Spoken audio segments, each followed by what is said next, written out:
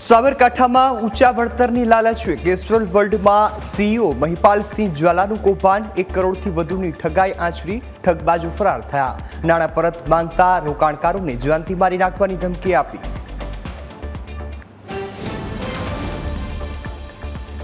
સુરતના એમ્બ્રોઇડરી ઉદ્યોગમાં રવિવારની રજા માટે હજારો કામદારોની હડતાલ. મશીનો બંધ રાખી કામકાજનો સંપૂર્ણ બહિષ્કાર કર્યો. અંબાજીના ત્રિશુળિયા ઘાટ પાસે ગમખ્વાર અકસ્માતની ઘટના. પથ્થરની સ્લેબ ભરી ટ્રક પલટી ખાઈ જતા ગૌવંશના મોત થયા. સુરત સિવિલના ડોક્ટર હર્ષ પંડ્યા આપઘાત કેસમાં મોટો વળાંક. મૃતકના પિતાએ નોંધાવી બીજી ફરિયાદ. ખટોદરા પોલીસ મથકમાં રેગિંગ કરનાર 4 સિનિયર ડોક્ટરો વિરુદ્ધ આપઘાતની દુષ્પ્રેરણાનો ગુનો દાખલ.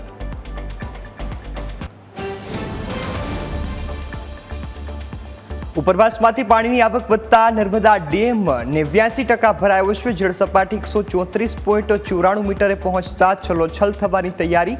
ડેમ 138.68 મીટરની મહત્તમ સપાટીની હવે માત્ર 3.74 મીટર જ દૂર.